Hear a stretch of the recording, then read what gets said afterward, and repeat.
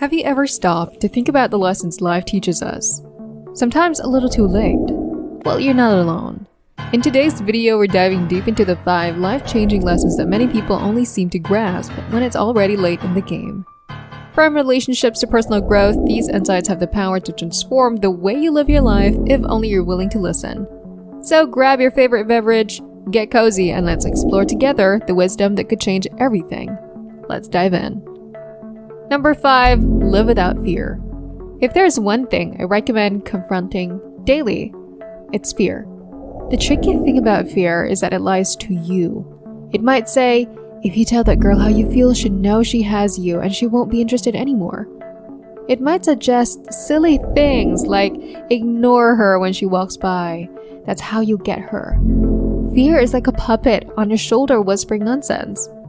For me, facing fear daily became a practice after I went skydiving in Dubai about 3 years ago. Skydiving is a fascinating confrontation with fear.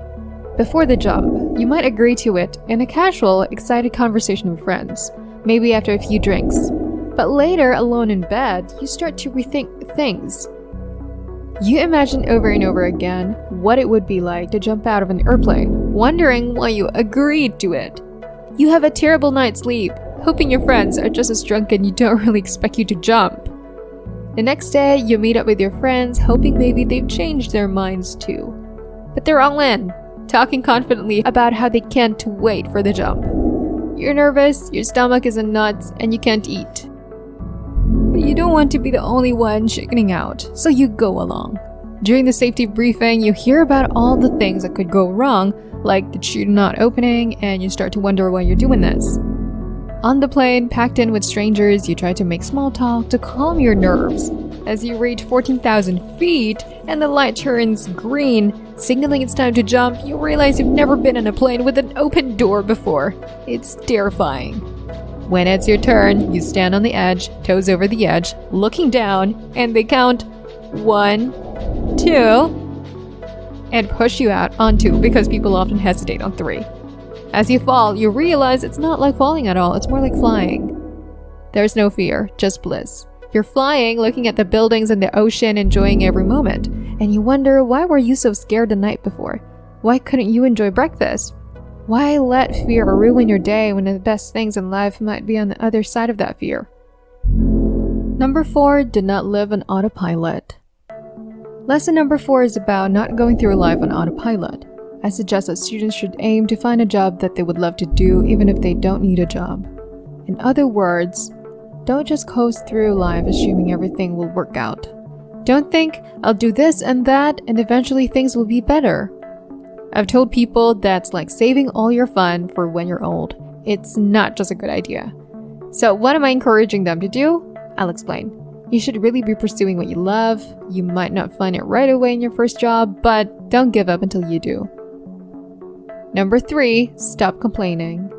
What if I told you this could be the last Monday morning of your life? What if I said you might pass away this week? Would you still worry about your job or that test you're dreading? Probably not. You start thinking on a bigger scale, and that's the key. You need to realize that if you're not excited right now, if you're not eager for what's ahead, then something needs to change. I understand that needs to be practical. You have to go to school because your parents expect it. You have bills to pay and student loans to repay, but look around you. The world today offers so much more than before, especially with the internet opening up countless opportunities. Think about it. You might not even be alive. A slight change in your parents' timing and you wouldn't exist. Yet here you are, alive and well, complaining about a Monday morning. Instead of feeling down on Mondays, why not make them as enjoyable as Saturdays? That's the mindset I aim for every morning, and I encourage you to do the same. Pause for a moment and consider how amazing it is just to be here. Realize that you can tackle the world in a whole new way because you were born in this era of endless possibilities. Number 2. Know your destination. Imagine we're in a big empty room together. I ask you to walk straight to a corner. You start by secretly place a chair in your path. What do? You go around the chair, right? Even though I told you to go straight. This shows something amazing about people. When we have a clear goal, we use our creativity and problem-solving skills to overcome obstacles and reach that goal. The destination is more important to us than the exact path we take. Now imagine I ask you to walk straight to a corner again, but this time without telling you where. You pick a direction and start walking. I put a chair in your path again. This time you stop or change direction. The difference is having a clear goal. When you know you're going, obstacles are easier to overcome. In companies, we often focus on the steps we take, like counting them, but we forget to look at the destination. We celebrate reaching $1 million in revenue when we only aimed for $800,000. We're counting the steps, but not really sure where we're going. People want to feel that their efforts are moving them somewhere meaningful. Successful measurement and recognition should not just about the effort or the steps taken, but about how those efforts moves us closer to our big goals.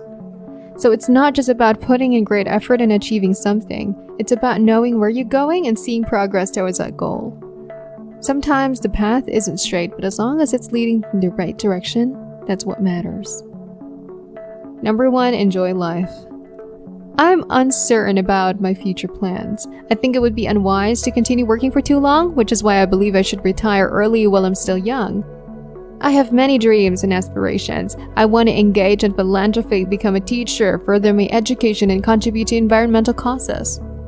The world is full of opportunities and beauty, so why should we spend all our time working like Alibaba's crew? I didn't come into this world just to work. I want to enjoy life. I don't want to spend my final days in an office. I'd prefer to pass away on a beach. Thank you all for tuning in. I really appreciate it. I hope you found the video enjoyable and informative. I'd love to hear from you in the comments. What did you take away from this video? Which lesson resonated with you the most? Do you have any additional lessons to add to the list? I'm eager to hear your thoughts. Thanks again for watching.